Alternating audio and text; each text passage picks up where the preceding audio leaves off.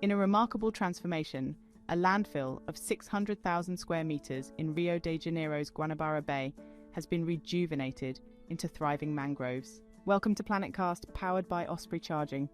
This initiative marks a significant win for the local environment, as the area was formerly one of Latin America's largest landfills. Over 4 decades, it had accumulated around 80 million tons of waste, severely polluting both land and water.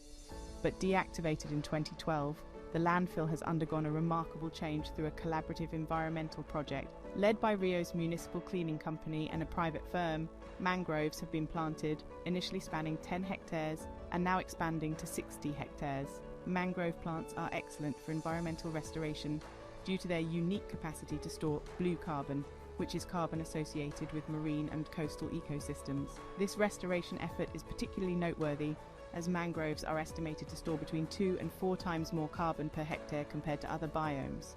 The restored mangroves have spurred the resurgence of local flora and fauna.